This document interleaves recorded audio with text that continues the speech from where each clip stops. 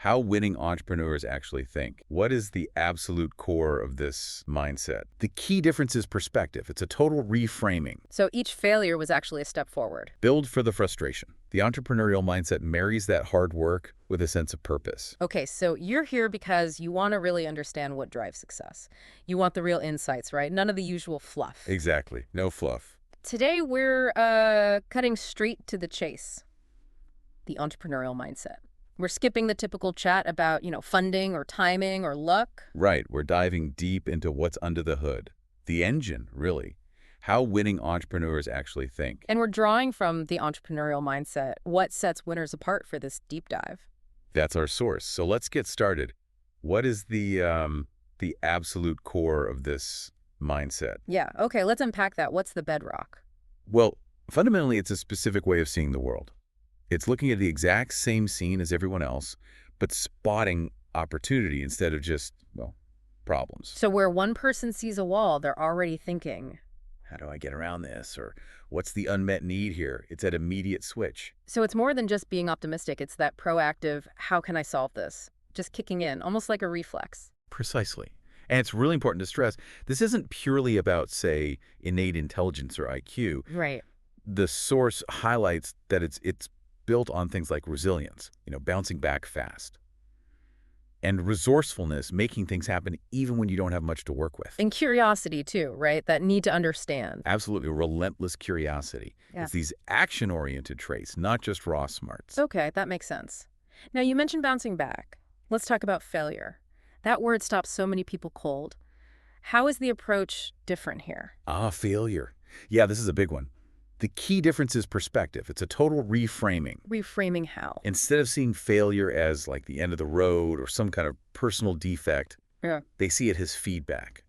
Essential data, really. So not the opposite of success, but a part of getting there? Exactly. It's just part of the process, part of the learning curve. The source used the Thomas Edison example, didn't it? With the Yeah. light bulb that really sticks. It's a classic for a reason. Think about it. Hundreds, maybe thousands of attempts that just didn't work. Yeah, total failures by most definitions. But he didn't see them that way. Yeah. He famously said he hadn't failed. He just found, 1,000 ways not to make a light bulb. Huh, right. So each failure was actually a step forward. Information. Exactly. Valuable data points. That's the core idea. Extract the lesson, adjust, and keep moving. It's an active process. So they're not just ignoring it, they're mining it. Okay. And this ability to learn from failure, it seems connected to this intense focus on solving problems. Definitely connected. Entrepreneurs aren't just idea people. That's a misconception.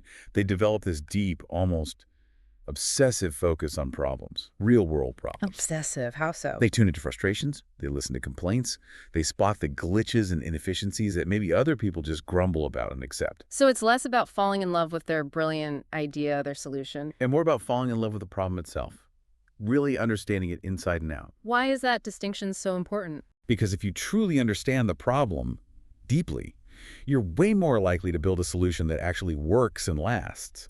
It stops you from just building something cool and then trying to find someone who needs it.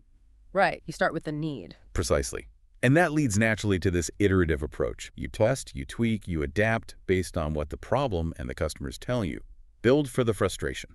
Okay, this level of focus, this constant adaptation, it sounds like a lot of work. It brings up that word hustle, but the source suggests it's more than just grinding away, right? That's a really good point. Yeah, hustle on its own can just lead to burnout if there's no clear why. So what's missing? Purpose. Yeah. The entrepreneurial mindset marries that hard work with a sense of purpose.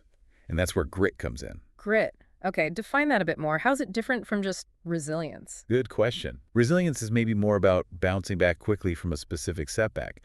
Grit, as Angela Duckworth talks about it, is more about that long-term passion and perseverance, sticking with something difficult for years, potentially. So it's sustained effort driven by an internal mission, even when things aren't looking great externally. Exactly. It's intrinsic motivation.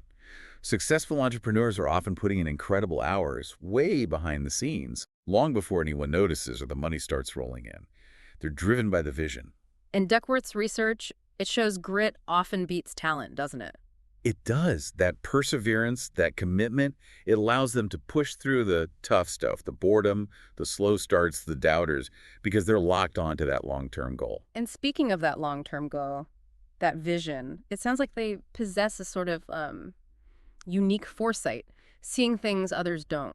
That's definitely a recurring theme, a capacity to envision future possibilities that might seem, well, pretty out there to most people at the time. The source even used the word delusional, right? Hmm. That sometimes it looks like that from the outside. It can, until, of course, that vision starts becoming reality.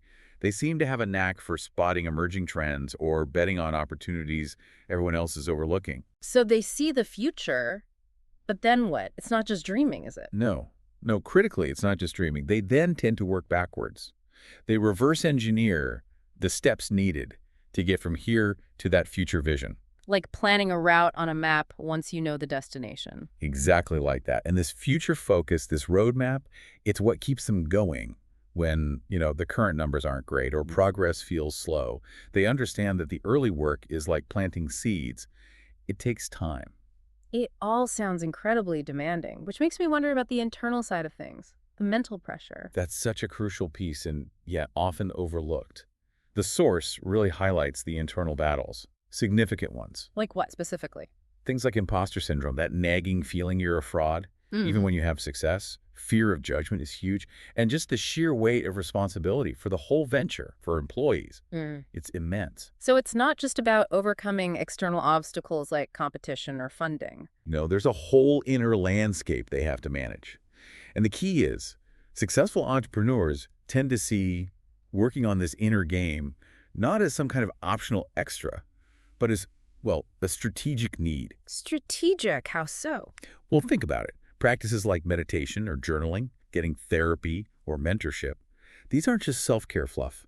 They're tools Tools for what? for building mental clarity, which leads to better decisions, for developing a stronger sense of self, which helps with taking calculated risks, for finding inner calm so you can stay focused even when everything around you is chaotic. So building mental strength is as important as building the business itself. You could definitely argue that. And that mental resilience, it surely ties into how they actually execute, right? This idea of action over perfection. Ah, yes. Getting things done versus waiting for everything to be just right. Absolutely critical.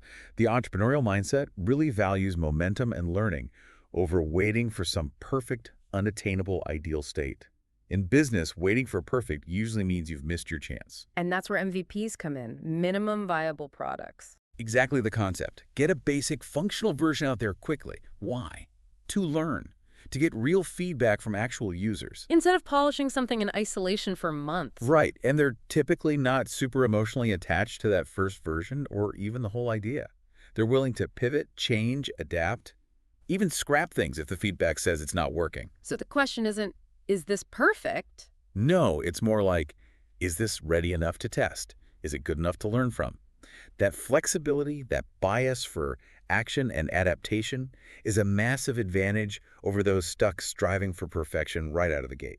Okay, so stepping back and looking at everything we've discussed, it really hammers home that the key differentiator isn't some secret strategy or just being lucky. It's the mindset. It really is. While sure, external factors matter, timing, market conditions, funding the driving force, the thing that shapes how everything else is handled is the mindset. It's that invisible engine, as you said earlier. So for you listening right now, if you're aiming to build something, create something, achieve something significant, maybe the primary focus shouldn't just be on the what to do. Right. It might be more powerful to focus on the how to think. Instead of asking only what are the exact steps. Ask the deeper question. How can I start cultivating this way of seeing opportunities, of tackling problems, of bouncing back? Because as we've sort of laid out in this deep dive, shifting how you think, that inevitably changes your actions and ultimately your results. So here's something to chew on. Which specific aspect of this entrepreneurial mindset we talked about today really clicked with you, made you pause? And maybe more practically, what's just one small thing you could do starting this week to consciously practice that way of thinking in your own work or life, whatever that might be for you?